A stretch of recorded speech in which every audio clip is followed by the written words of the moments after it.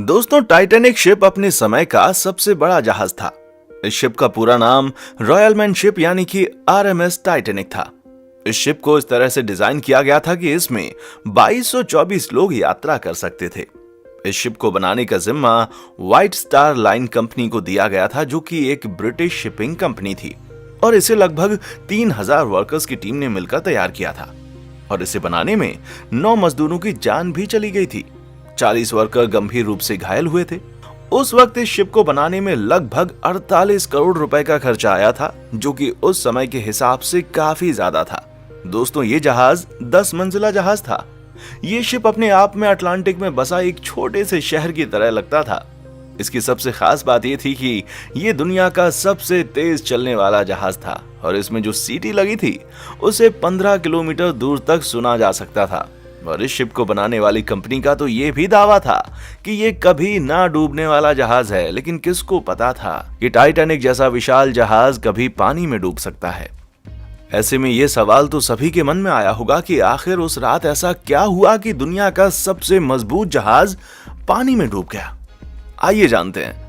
दोस्तों, टाइटैनिक के बनने में 3 साल का समय लगा था, और टाइटैनिक को बनाने में उस समय सबसे महंगे एडवांस टेक्नोलॉजी का इस्तेमाल किया गया था। 1 अप्रैल 1912 को टाइटैनिक शिप समुद्र में एक्सपेरिमेंट के लिए छोड़ दिया गया, जिसके बाद टाइटैनिक ने अपने एक्सपेरिमेंट में बेलफास्ट से आयरिश रिवर तक समुद्र में 150 किलोमीटर की स्पीड से सफर तय किया। और उस वक्त शिप में कंपनी के कई बड़े बड़े अधिकारी मौजूद थे। जिसके बाद उसी दिन शाम को 7 बजे टाइटैनिक बेलफास्ट वापस लौट आया और एक्सपेरिमेंट को सक्सेसफुल माना गया। मैं आपको यह भी बता दूं कि एक्सपेरिमेंट सक्सेसफुल हो जाने के बाद 2 अप्रैल 1912 को टाइटैनिक को यात्रा के लिए ऑफिशियली लॉन्च कर दिया गया, और इसी के साथ टाइटैनिक ने इतिहास के पन्नों में अपना नाम दर्ज कर लिया। टाइटैनिक तो अपनी पहली यात्रा से पहले ही ज्यादा पॉपुलर हो चुका था, क्योंकि उस समय टाइटैनिक का मुकाबला कोई और जहाज कर ही नहीं सकता था। टाइटैनिक में ए क्लास, बी क्लास और सी क्लास के रूम मौजूद थे। यात्रा करने के लिए फर्स्ट क्लास का टिकट 2,70,000 का था, सेकंड क्लास का टिकट 1 लाख का, और थर्ड क्लास का टिकट 20,000 का था। इसके अलावा टाइटैनिक में यात्रियों की हर सुविधाओं का सारा ख्याल रखा गया था। जी हाँ, इसके अंदर एक सुंदर swimming pool, yoga room, expensive cafe with veg and non veg खाना, एंटरटेनमेंट के लिए गेम्स भी मौजूद थे।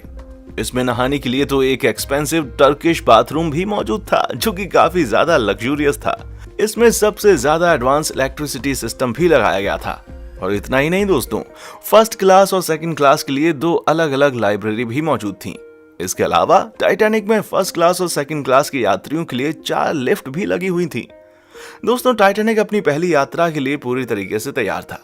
इसकी पहली यात्रा इंग्लैंड के साउथहैम्पटन से लेकर अमेरिका की न्यूयॉर्क सिटी तक तय की जानी थी, और इसके कैप्टन एडवर्ड जॉन स्मिथ थे।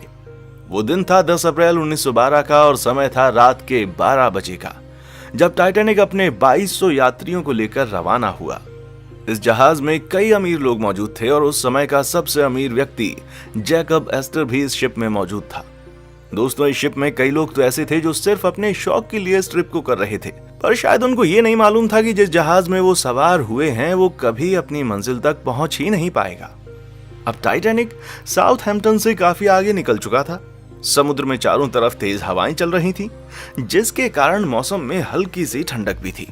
इसी समय टाइटैनिक के फर्स्ट ऑफिसर ने टाइटैनिक की स्पीड को बढ़ाने का आदेश दे दिया, ताकि टाइटैनिक टाइम से पहले अमेरिका पहुंचकर यात्रियों और मीडिया को हैरान कर दे। टाइटैनिक शाम की रोशनी में आगे बढ़ रहा था।